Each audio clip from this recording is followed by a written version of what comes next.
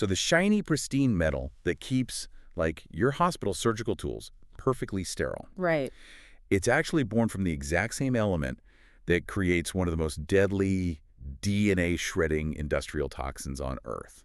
Yeah. Which is just, I mean, think about that for a second. It is a staggering contradiction. It really is. Okay. Today, we are taking a deep dive into a sack of research notes all about one single, completely civilization-defining element. We're looking at element 24, chromium. Oh, this is a fascinating one. Right.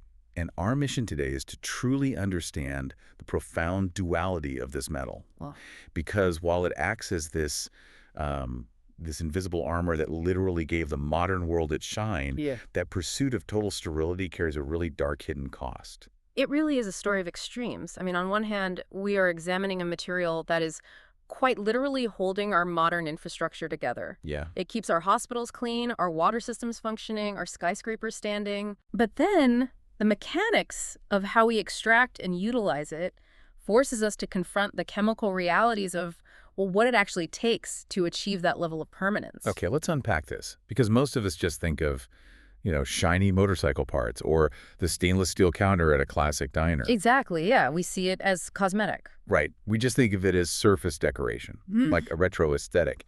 But the reality of this metal is far more intense than just looking good. Oh, absolutely. To really grasp what chromium is doing for you right now, like keeping the sink in your kitchen from literally crumbling into orange dust, we have to go back.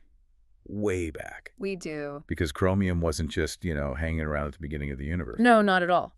If we trace the cosmic origins of element 24, we find that it was not produced in any significant quantity during the Big Bang. Wow. Yeah. The early universe was incredibly hot and dense, but it was simple. It was mostly just hydrogen and helium. Right, the basics. Exactly. As the universe expanded and cooled, gravity pulled those simple gases together to form the very first stars. And inside those stars, nuclear fusion began forging heavier elements. But there's a limit to that, right? There is. Normal stellar fusion generally stops at iron. Right, because once a star tries to fuse iron, Yeah. it actually loses energy instead of creating it. Yeah. The star's core just collapses. Spot on. So to get something as heavy and complex as chromium, which sits near iron on the periodic table, but requires a completely different energy environment, you need unimaginable heat and pressure. So you need something bigger than just a normal star. Exactly. You need the violent death of a massive star.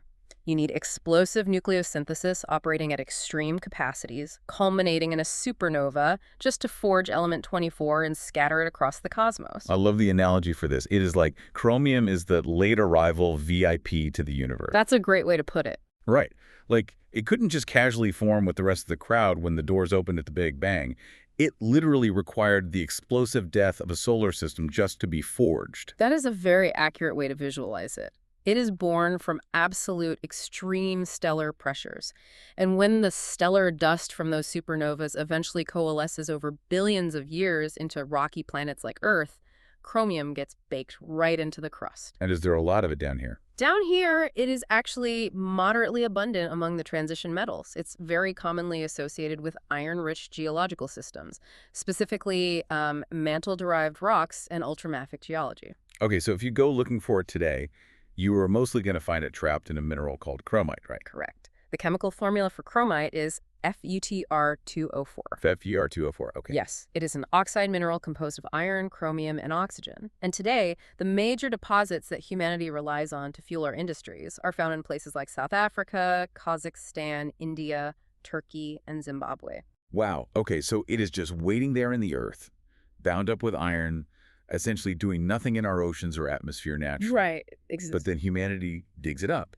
And that brings us to the core of how this star-forged VIP actually functions on Earth, because the chemical personality of this metal is described in the sources as defensive perfectionism. What's fascinating here is that defensive perfectionism isn't just, a poetic metaphor. It mechanically captures exactly how the metal behaves. How so? Well, if we were to anthropomorphize it, chromium is polished, disciplined, and intensely protective. But the defining scientific trait, the actual mechanism driving that behavior, is a chemical process called passivation. Yes. Passivation. I really want to spend some time here because this completely blew my mind. It's incredible chemistry. It is. Yeah. Because the whole reason we use chromium is to protect other metals, like iron, from oxygen. Right. Because oxygen causes rust and rust destroys metal. Exactly. But the beautiful irony here is that the way chromium protects against oxygen is by actively reacting with oxygen. It is one of the most brilliant paradoxes in chemistry. When pure chromium is exposed to the air, it does not just sit there completely inert, despite the name passivation. Right. It reacts immediately. The underlying equation is 4 atoms of chromium reacting with 3 molecules of oxygen to yield 2 molecules of chromium oxide. Wait, hold on. Let me get this straight. If it reacts instantly with oxygen, why doesn't the whole chunk of metal just, turn into oxide dust? How does it know when to stop reacting? That is the genius of the mechanism. Think about what happens when iron reacts with oxygen to form iron oxide. Which is rust. Exactly, rust. Iron oxide molecules are actually physically larger than the iron atoms they replace. Oh, interesting. So because of that size difference, the rust buckles, it flakes, and it peels away. Ah, so it is like a zombie infection. Once the surface of the iron is bitten, once it oxidizes, the flesh literally rots and falls off. That's a vivid way to describe it, but yes. And then that exposes the next layer of fresh iron to the oxygen, and the infection just keeps eating inward until the whole bridge or the whole pipe just collapses. Precisely. The infection never stops. But chromium oxide is completely different. The molecules of chromium oxide are perfectly lattice-matched to the underlying chromium metal. Meaning they fit perfectly. Exactly. They're the exact right size. So instead of buckling and flaking off, they perfectly align and lock together, forming an impenetrable, continuous seal over the surface. So instead of a rotting zombie infection, it behaves more like biological wound healing, like a microscopic force field. Yes. The instant it gets cut or exposed to the oxygen, it deploys this molecularly thin scab, and that scab stops the infection dead in its tracks. Exactly. It creates a barrier that is only a few atoms thick, but it is completely impermeable to oxygen and moisture. That is wild. And the best part, it is self-repairing. If you scratch the metal and expose fresh chromium, it instantly reacts with the air again and heals the barrier before any deep damage can occur. A self-repairing microscopic scab that is just, it's amazing. And underneath that barrier, you have a solid, lustrous, steel gray metal with what's called a body-centered cubic crystal structure. Right. Wait, body-centered cubic. What does that actually mean for the metal? So imagine packing oranges into a box. If you just dump them in, they settle randomly. Sure. But if you carefully arrange them so that one orange sits precisely in the center of a cube formed by 8 other oranges around it, you get a highly stable, tightly packed, very rigid structure. Oh, I see. That is how chromium atoms pack themselves. Because of that specific atomic geometry, the metal is incredibly hard, and it has an absurdly high melting point of 1907 degrees Celsius. Which is, what, over 3,400 degrees Fahrenheit? Yes, and it doesn't even boil until 2,671 degrees Celsius. It is a fantastic conductor, it is physically tough, and its compounds display these incredibly vibrant colors like greens, oranges, yellows, reds. But it is that one property, passivation, the ability to form that protective, self-healing oxide scab, that fundamentally changed the course of human civilization. It gave us our first true scalable weapon against entropy. Here's where it gets really interesting, because that invisible oxide shield didn't just stay as a neat trick in a chemistry lab. It became the literal foundation of modern infrastructure. It really did. Our sources classify chromium as a Tier 1 or Tier 2 civilization critical element, which basically means if you suddenly erased chromium from the Earth, modern society as we know it would just collapse. It is not an exaggeration to say that. The single greatest civilizational contribution of element 24 is stainless steel. Right, which as we learned requires a very specific recipe. The modern metallurgy rule is that to make true stainless steel, you need to add at least 10.5% chromium to your regular steel mix. Exactly. But why 10 points? Exactly, why not 5 or 20? Well, that 10.5% is the magic threshold where there are finally enough chromium atoms distributed throughout the steel to form that continuous self-repairing oxide layer across the entire surface of the metal. Oh, I get it. If you have less than that, the scab can't fully connect. Oxygen sneaks through the gaps and the iron starts rusting. But at 10.5%, the force field is complete. Just by hitting that 10.5%, you fundamentally alter humanity's battle against decay. I mean, I want you to imagine the modern world without this stuff. Think about modern medicine. You couldn't have it. Exactly. Yeah. You can't just have surgical tools that rust the moment you put them to sterilize machine. You need instruments that can be subjected to brutal chemical washes, boiling water, high-pressure steam, and come out perfectly pristine every single time. Right. And if we connect this to the bigger picture, rust is the physical manifestation of entropy for human infrastructure. Yeah. It is nature's way of reclaiming what we build. It degrades bridges, pipes, tools, ships, factories. It never sleeps. And it extends far beyond the hospital. Think about our clean water infrastructure. Right. The sanitation systems that keep entire cities free from waterborne diseases rely on pipes and filtration vats that do not corrode. Think about the food industry, too. Dairy processing, industrial kitchens, chemical plants. If the vat's holding your milk or your medicine rust, contamination is immediate. It is catastrophic. Absolutely. And it is not just keeping things clean down here on the ground. It is keeping things in the sky. Chromium is essential for superalloys. Oh, the jet engines. Exactly. Next time you're sitting on a commercial flight, consider that the only reason the jet turbine engines outside your window haven't literally melted into ash at 3,000 degrees is because of this element. That is terrifying, but amazing. The mechanical stresses and the extreme temperatures inside a jet engine would tear normal metals apart and immediately oxidize them. But chromium alloys survive. Because of that force field. Right.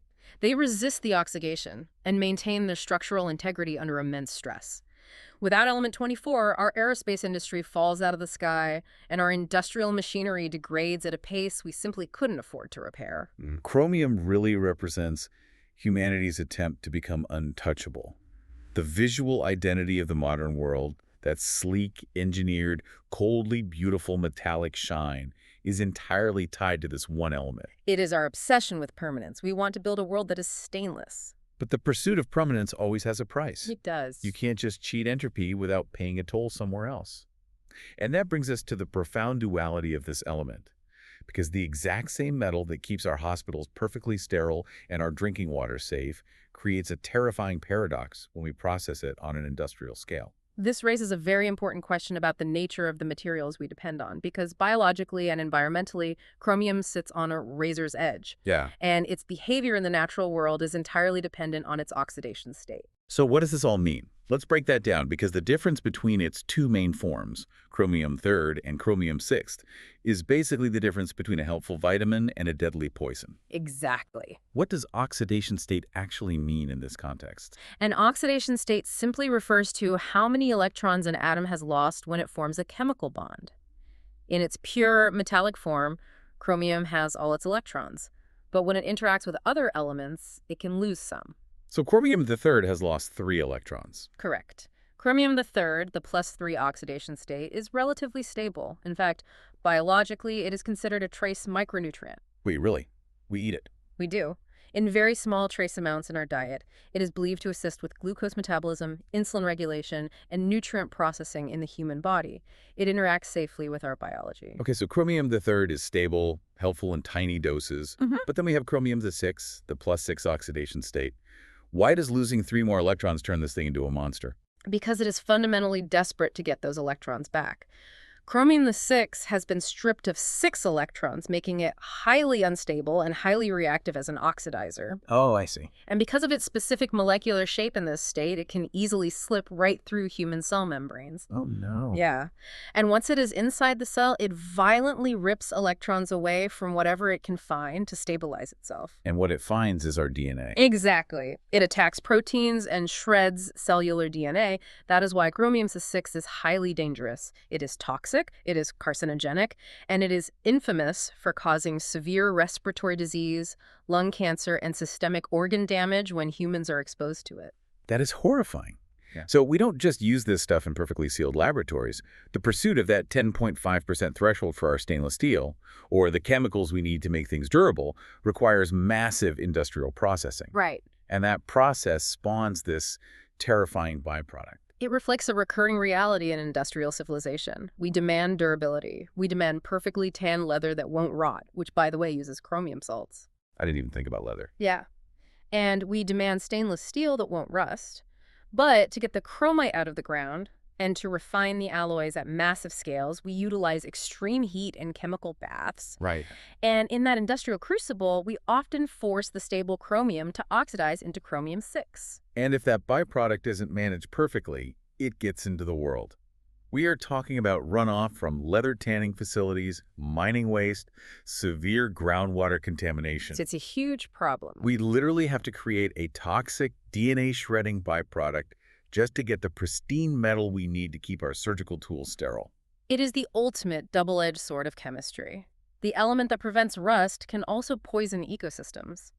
We extract this metal to armor ourselves against contamination in our hospitals and our water systems, but the sheer scale of our demand means we are constantly fighting to contain the environmental toxicity it generates. It really makes you look at a polished vintage motorcycle exhaust or a gleaming skyscraper differently. It definitely changes your perspective. Yeah. It is visually beautiful, but it is coldly beautiful. It is armor, but armor is heavy. We are completely locked into this relationship, aren't we? We are. If we look back at those dependency tiers, without it, industrial maintenance costs would skyrocket.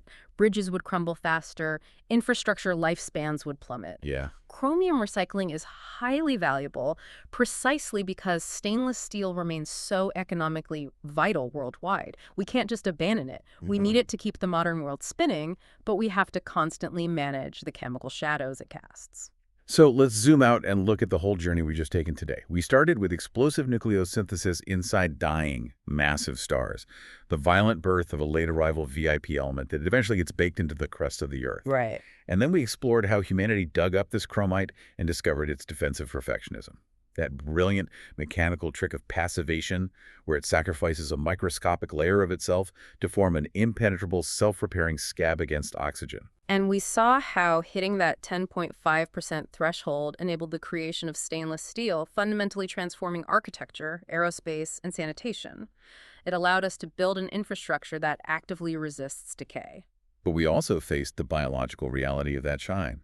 The razor-thin line between a trace biological nutrient that helps process glucose and a desperate, electron-starved industrial carcinogen that shreds human DNA. It's quite the spectrum. It really is.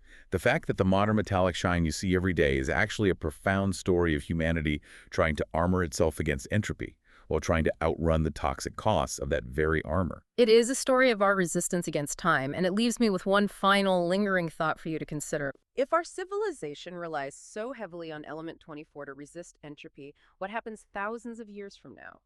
If our society eventually fades or changes beyond recognition, will our stainless steel monuments, the medical tools, the aerospace turbine blades, the gleaming arches be the only pristine things left behind to tell our story? And if they do survive the millennia, perfectly untouched by rust, will they outlast even the memory of the industrial poison it took to build them?